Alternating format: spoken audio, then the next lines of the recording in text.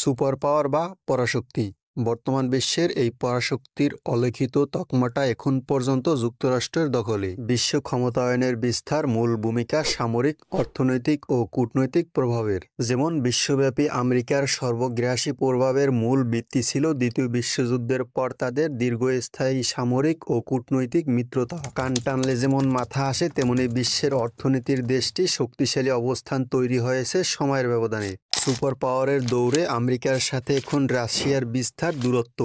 কারণ Soviet union ভেঙে যাওয়ার পর সমাজতন্ত্রের দুর্বল অবস্থান, অর্থনৈতিক দুর্বলতা ও সামরিক প্রভাবে পিছিয়ে থাকা ইত্যাদি। বিগত দশকে চীনের বিশালকাণ্ড ও পরিকল্পনা দেখে সহজেই অনুময়ে এই মঞ্চে আবির্ভূত হতে যাচ্ছে নূতন শক্তির। গোটা পৃথিবী জুড়ে চীন গত এক দশকে তৈরি করছে তাদের বাণিজ্যের বিশাল নেটওয়ার্ক, যেখানে গুরুত্ব দিয়েছে বিনিয়োগ ও অবকাঠামো খাতে। অনুদান, লোন ও বিনিয়োগের পিছনে তারা খরচ করছে বিলিয়ন বিলিয়ন ডলার। উদ্দেশ্য অর্থনৈতিক ও ভূ রাজনৈতিক প্রভাব বিস্তার এবং পরাশক্তি হিসাবে আত্মপ্রকাশ। যদিও সমীকরণ এত সহজ নয়। চীনের পরিকল্পনার সম্ভাবনার পাশাপাশি ঝুঁকিও রয়েছে। এখন পরাশক্তি হয়ে উঠতে কি দরকার? এক কথায় বন্ধু বা মিত্র। এই মিত্রতা হতে পারে সামরিক কিংবা অর্থনৈতিক। আমেরিকার শক্তিশালী সামরিক মিত্র যেমন ন্যাটো। মুক্তবাজার অর্থনীতির বাজারে চীনের পরিকল্পনা এই অর্থনীতিকে ঘিরেই টাকায় টাকা আনে। তেমনি আর কি। তবে বিশ্ব রাজনীতির জটিল সমীকরণে টাকা শুধু টাকাই আনে না, সেই সাথে যোগ হয় আরও অতিরিক্ত সুবিধা। আর এই সুবিধার জন্যই চীন গত এক দশকে বিপুল পরিমাণ অর্থ খরচ করছে ১১২টি দেশের প্রায় ৬০০টি প্রকল্পে। বলতে গেলে পরাশক্তি হওয়ার দৌড়ে চীনের মূল ও সুদূর প্রবাসীর পরিকল্পনার শুরু এখান থেকেই। এখন কিভাবে সুবিধা আদায় করে নেবে দেশটি? লক্ষ্য করলে দেখা যাবে চীন যে ১১২টি দেশের সাথে অর্থনৈতিকভাবে যুক্ত হয়েছে, বেশিরভাগই অবকাঠামো কেন্দ্রিক। পাওয়ার প্ল্যান্ট, স্থলবন্দর, সমুদ্রবন্দর সহ অভ্যন্তরীণ কাঠামো সংক্রান্ত প্রজেক্ট দেশটি হয়তো বিনিয়োগ করছে, নয়তো অনুদান কিংবা লোন দিচ্ছে। দেশটি শুধু বিনিয়োগ করেই বসে থাকেনি। অবকাঠামো নির্মাণ সহ প্রযুক্তি ও প্রকৌশলীদের আছে তাদের দীর্ঘদিনের অভিজ্ঞতা। যেখানেই তাদের অর্থে কাজ হচ্ছে, প্রায় সব জায়গায় কাজ করছে তাদের শ্রমশক্তি। এবং সেখানে গিয়ে হাজির হচ্ছে চীনা কোম্পানিগুলো। এমন না যে চাইলেই অন্য দেশের কোম্পানিও সেখানে প্রতিযোগিতার সমান সুযোগ পাচ্ছে। নির্দিষ্ট চুক্তি ও শর্তের আওতায় এসব কিছু হচ্ছে। সেক্ষেত্রে অবশ্য স্থানীয় কর্মসংস্থান হচ্ছে বা তৈরি হবে। এই সম্ভাবনা যতটা প্রচার হয়, বেশিরভাগই ক্ষেত্রে ততটা বাস্তবে রূপ পায় না, এই অভিযোগ রয়েছে। কমপক্ষে ১৯৯টি পাওয়ার প্ল্যান্ট প্রকল্পে চীনের অর্থায়ন রয়েছে। এগুলোর মধ্যে রয়েছে নিউক্লিয়ার, প্রাকৃতিক গ্যাস, কয়লা ও নবায়নযোগ্য শক্তি ব্যবহার করে বিদ্যুৎ তৈরির প্ল্যান্ট, বিপুল কর্মযোগ্য। এসব প্ল্যান্ট ও অবকাঠামো তৈরি করতে কাজ করছে চীনা কোম্পানিগুলো, এবং প্রয়োজনীয় উপকরণ একটি বড় অংশ বাজার দখল করে নিয়েছে তারাই। সহজলভ্য মানব সম্পদের পাশাপাশি দক্ষ শ্রম শক্তি ও উৎপাদন খরচ কম হওয়ায় বহির্বিশ্ব দেশটির জনপ্রিয়তাও দিন দিন বেড়েই চলেছে। বিদ্যুৎ উৎপাদনের জন্য কম্বোডিয়ার ৬০টি বাঁধের সবগুলোই নিজেদের অর্থায়নে তৈরি করেছে চীন। কয়লাভিত্তিক পাওয়ার প্ল্যান্ট যেখানে বিশ্বব্যাপী ক্রমেই জনপ্রিয়তা হারাচ্ছে পরিবেশ দূষণের জন্য, সেখানে চীনের ভূমিকা দেখলে মনে হবে তারা যেন নতুন করে এক জনপ্রিয়তা তৈরির কাজ করছে। দক্ষিণ আফ্রিকায় কয়লাভিত্তিক পাওয়ার প্ল্যান্ট তৈরির জন্য চীন দিয়েছে ১.৫ বিলিয়ন মার্কিন ডলার। এরকম আরও প্রায় ৬৩টি প্রকল্পে তাদের অর্থায়ন রয়েছে। চীনের অর্থায়নে এসব পাওয়ার প্ল্যান্ট গোটা স্পেনের চেয়েও বেশি পরিবেশ দূষণ করছে। বিভিন্ন দেশে ৪১টি পাইপলাইন, তেল ও গ্যাসের আরও অন্যান্য কাঠামোতে দেশটির বিপুল অর্থায়ন রয়েছে। তাছাড়া বিশ্বের গুরুত্বপূর্ণ এসব সম্পদ সংক্রান্ত বাণিজ্যে চীন তাদের শক্ত অবস্থান তৈরি করতে নিতে পারছে। ব্রিজ, রাস্তা ও রেলওয়ে সহ পরিবহন খাতের ২০৩টি প্রকল্পের সাথে জড়িত দেশটি। এসব প্রকল্পের মাধ্যমে বড় যে সুবিধা পাচ্ছে বেইজিং, তা হল বিশাল দেশটির বিভিন্ন বন্দরে দিয়ে বিশ্ব জুড়ে তাদের পণ্য পরিবহনের সম্ভাবনা নূতন দুয়ার খুলে যাওয়া। স্থলবন্দরের চেয়েও বেশি গুরুত্বপূর্ণ হল সমুদ্র বন্দর। এখানেও পিছিয়ে নেই দেশটি। পাকিস্তান, মালয়েশিয়া ও শ্রীলঙ্কার সমুদ্র বন্দরগুলো বিশ্বের সবচেয়ে ব্যস্ত সমুদ্র পথগুলোর মধ্যে অন্যতম পথগুলোর সাথে যুক্ত। মধ্যপ্রাচ্যে তেল ও বাণিজ্যের জন্য এগুলো অত্যন্ত গুরুত্বপূর্ণ। দেশগুলোর বন্দরে তাই চীনা সরকারের বিপুল অর্থায়ন রয়েছে।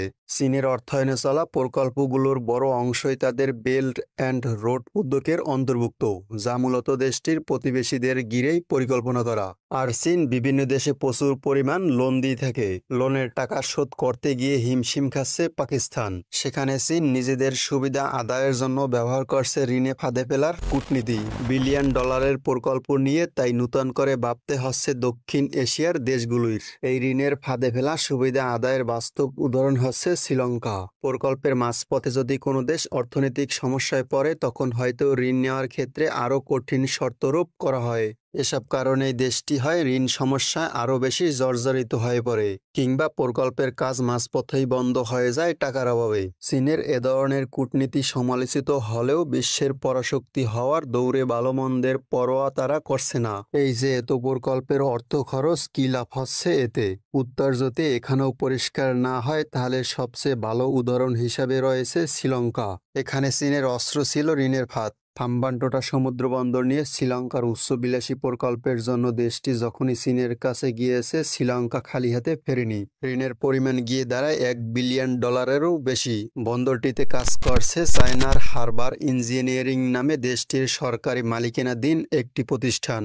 কাজ শেষ হওয়ার পর দেখা গেল ব্যস্ত সমুদ্রপথের সাথে যুক্ত হওয়া সত্ত্বেও বন্দরটি খুব বেশি ব্যবহার হচ্ছে না। নিশ্চিত লোকসানের পথে বন্দরটি। যেখানে লাভ লোকসানের সম্ভাবনা যাচাই করতে এই বন্দরে বিনিয়োগ করতে অস্বীকৃতি জানিয়েছিল শ্রীলঙ্কার মিত্রদেশ ভারত, সেখানে এগিয়ে এসেছিল চীন। একদিকে লোকসানের মুখে সমুদ্র বন্দর, অন্যদিকে বিরাট ঋণের বোঝায় বিপর্যস্ত শ্রীলঙ্কাকে ক্রমাগতভাবে চাপ দিতে থাকে চীন। শেষ পর্যন্ত 99 বছরের জন্য বন্দরটি দেশটির কাছে ইজারা দিতে বাধ্য করে শ্রীলঙ্কাকে।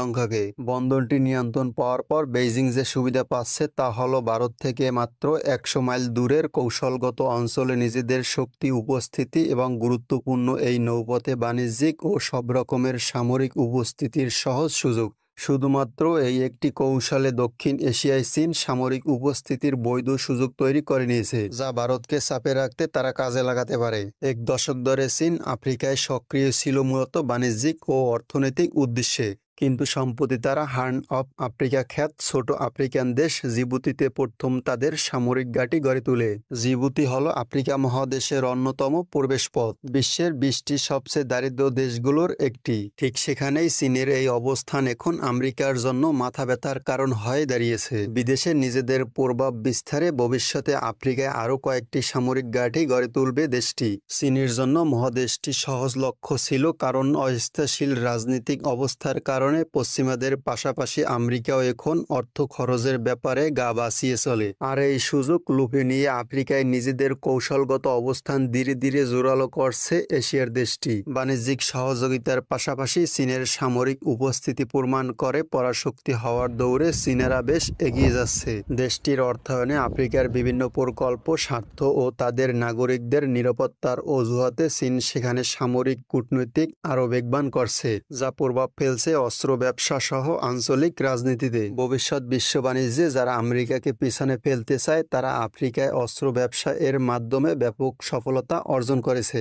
যুদ্ধ বিগ্রহের মহাদেশে আমেরিকা ও রাশিয়ার অস্ত্রের ব্যবসা হার যেখানে নিম্নমুখী, তখন 2013 থেকে 2017 সালে চীনের অস্ত্রের বিক্রি বৃদ্ধি পেয়েছে 55%। চীন গুটি গুটি পায়ে এগিয়ে যাচ্ছে তাদের লক্ষ্যের দিকে, যার শুরু অবকাঠামো নির্মাণের অর্থ দিয়ে। শেষ পর্যন্ত তারাও আমেরিকার মতো বিদেশে নিজেদের সামরিক উপস্থিতি জোরালো করা শুরু করছে বিভিন্ন কৌশলগত অবস্থানে। কারণ বাণিজ্যের নিয়মতান্ত্রিক সুবিধা আদায়ের জন্য গুরুত্বপূর্ণ অঞ্চলে শক্তিশালী অবস্থানের বিকল্প নেই।